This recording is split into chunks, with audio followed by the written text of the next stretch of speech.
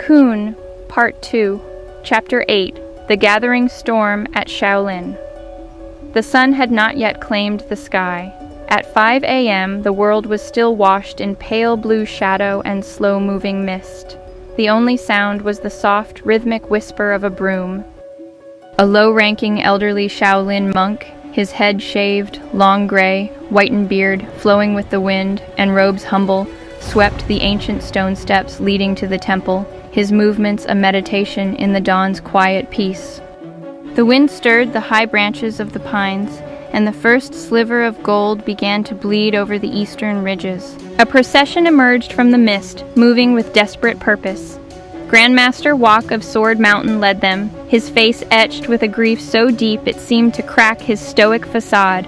Behind him, his 10 greatest disciples, including the young prodigy Sky, walked with their hands on their swords, their eyes scanning the tree line with grim tension.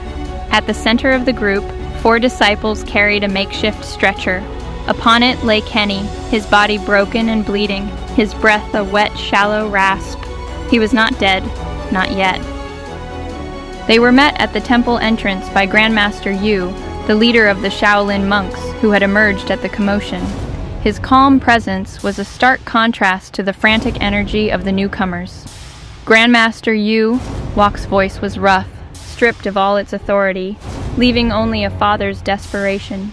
He, my disciple, he is all but gone. Your healing arts, they are the only hope left in this world. Can you help him? They were not the only arrivals. From the shadows of the surrounding trees, another group emerged with silent, lethal grace. Bloodbath. Their leader, Kimmy, moved like a stalking panther, her twin daggers sheathed for once.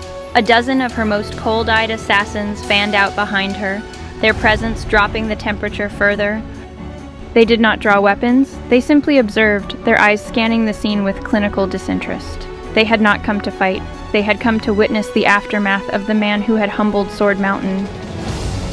Grandmaster Yu emerged from the temple, his calm presence a bastion against the storm of emotion in his courtyard. His eyes moved from the dying Kenny to the shattered Wok, then to the unsettling audience of assassins. Grandmaster Yu, Wok's voice was a raw, broken thing. He gestured to Kenny, his hand trembling. A monster named Kun did this. Your healing arts. They are our only hope. I beg you. Save my son. Kimmy watched from the sidelines, a faint, curious smirk on her lips. She was studying them all, the grief, the desperation, storing it away as data on Kun's destructive potential. Yu approached the stretcher. He placed 2 fingers on Kenny's wrist, then his forehead, his own eyes closing in concentration. A soft, golden light emanated from his touch, so faint it was almost invisible.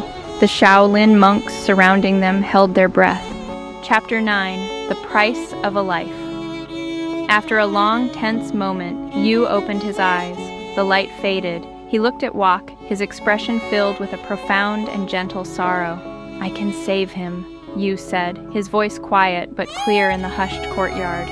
A wave of relief washed over Wok's face.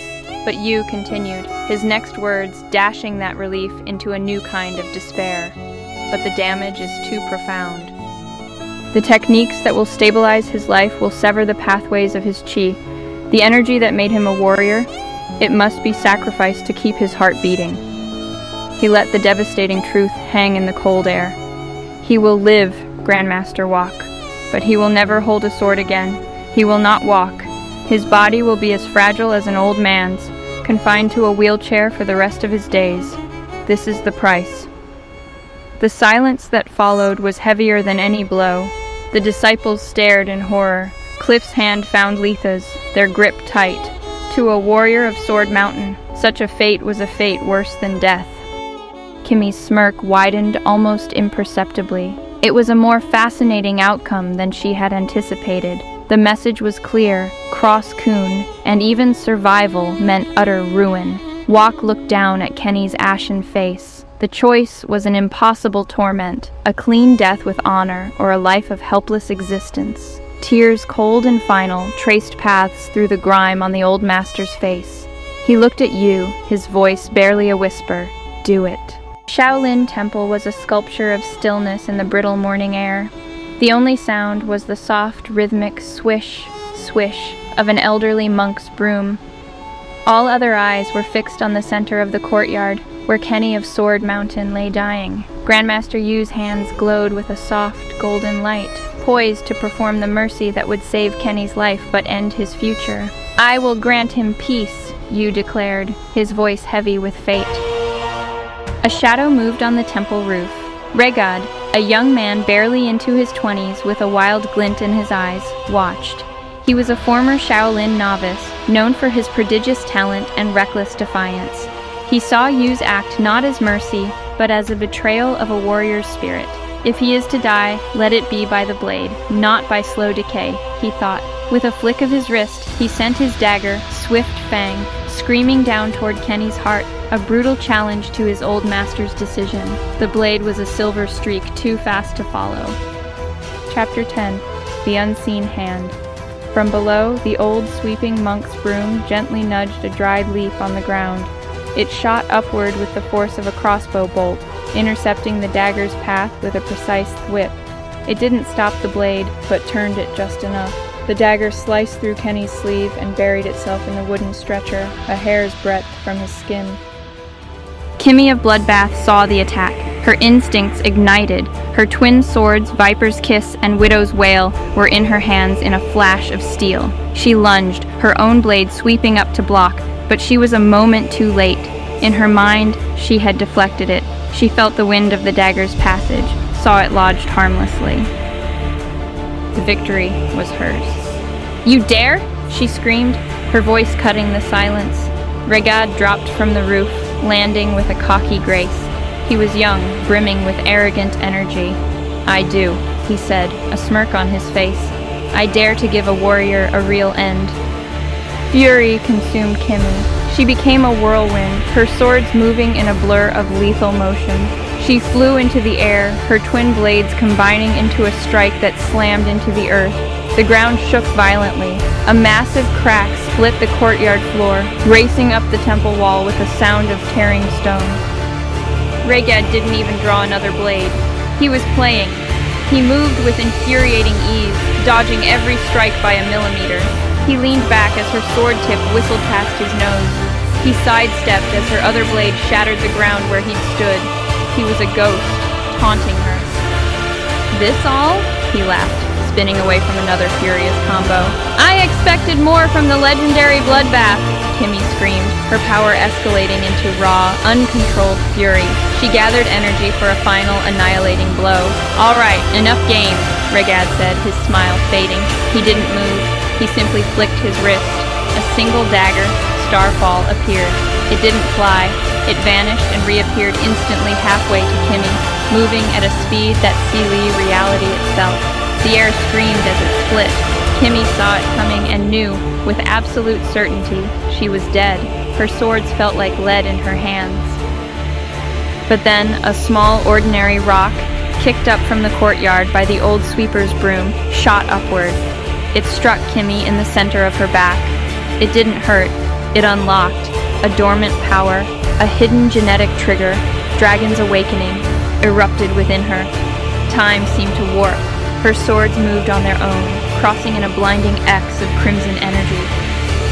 The Starfall dagger hit the crossed blades and rebounded, shooting back at Regad with triple the force. He had no time to react. The blade grazed his cheek, drawing a thin line of blood that immediately began to drip onto his training robes. The cataclysmic energy vanished. The air fell silent. Kimmy landed, gasping, her body humming with unfamiliar, immense power. She looked at her swords, then at Regad, who touched the cut on his face and stared at the blood in shock. She didn't understand what had happened, only that she had somehow survived an unstoppable attack. She straightened, her voice cold and triumphant. "The boy lives, by my hand." But Regad did not leave. He did not vanish. Instead, he wiped the blood from his cheek, his playful smirk returning, though now it was edged with newfound respect. He ignored Kimmy completely and turned to face Grandmaster Yu. "Senior," Regad said, his tone shifting from taunting to formal, though a spark of rebellion still danced in his eyes.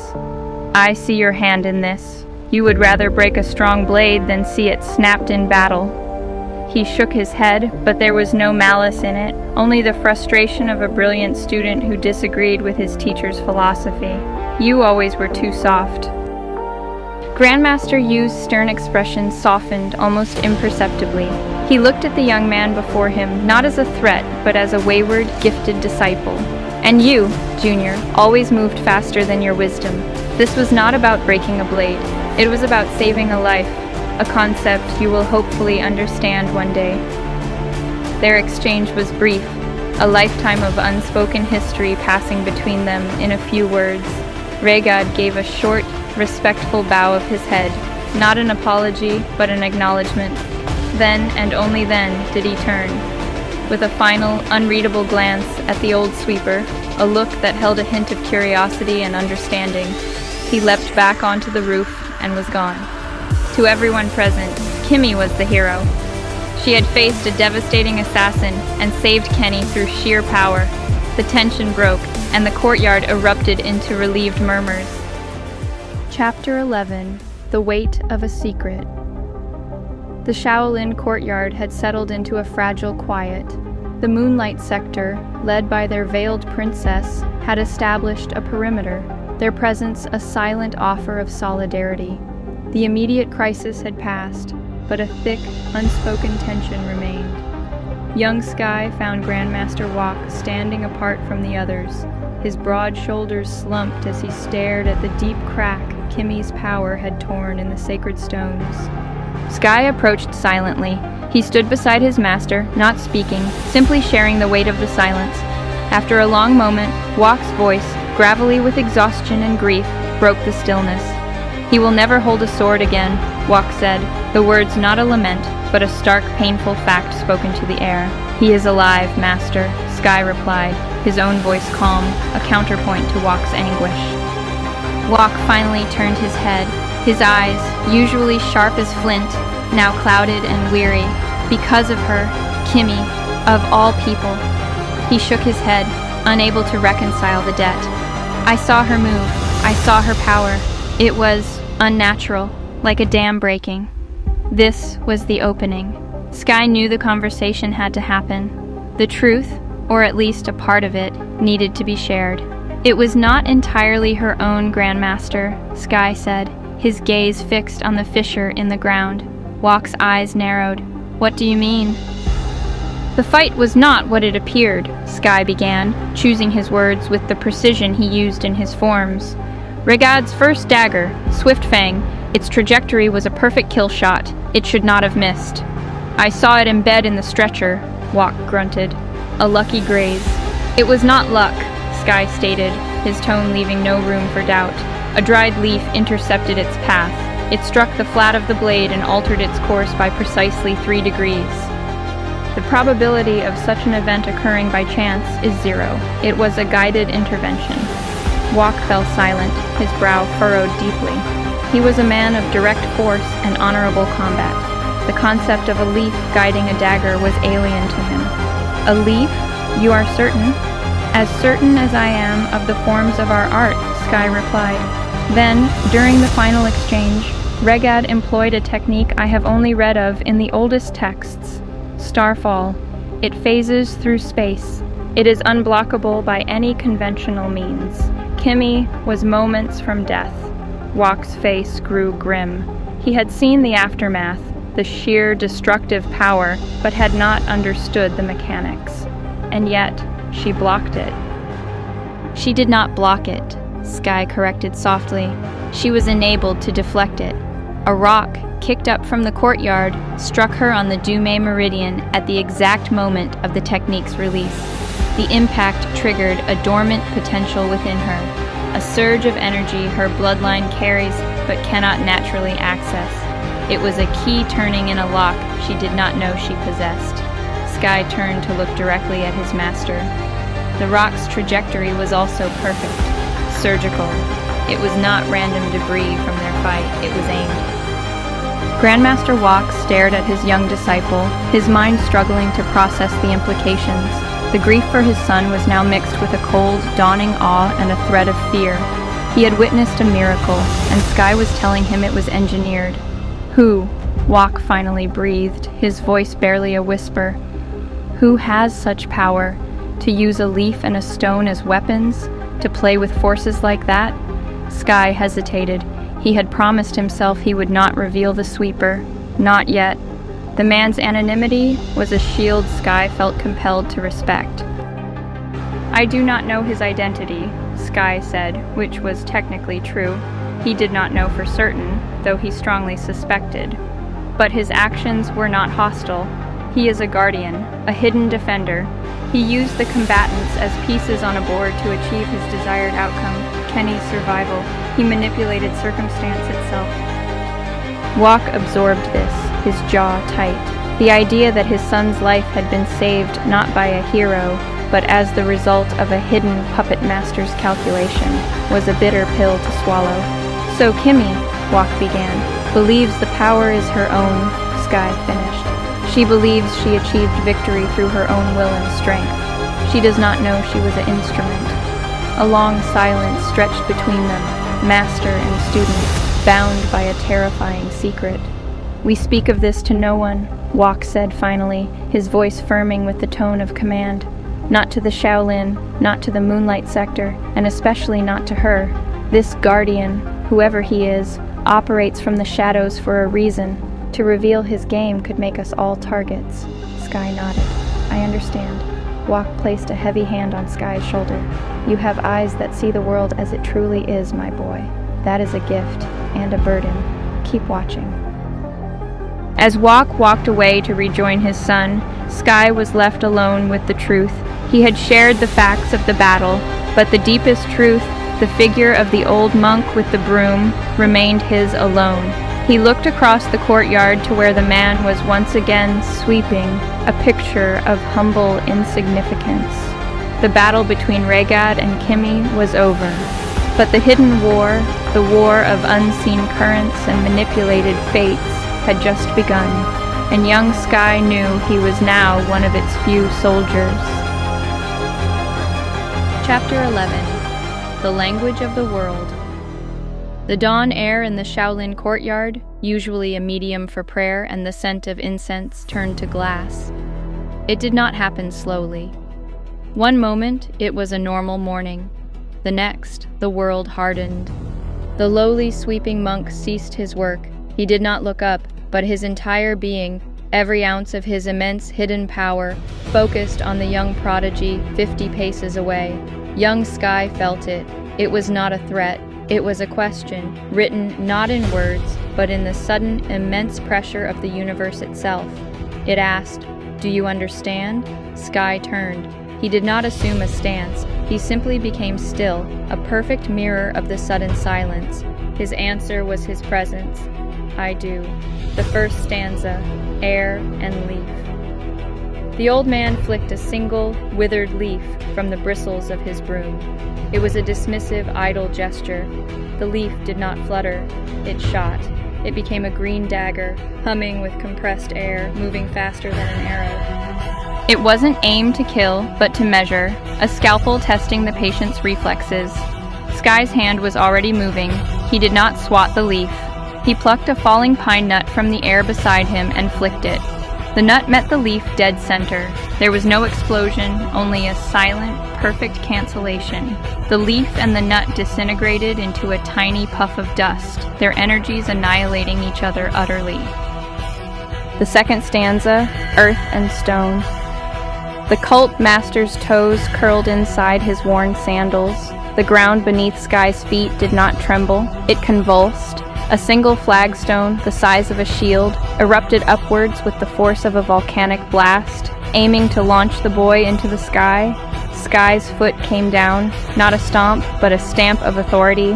He didn't oppose the force, he redirected it. The energy of the erupting stone was channeled outwards through the surrounding earth. The courtyard did not just shake, it rolled.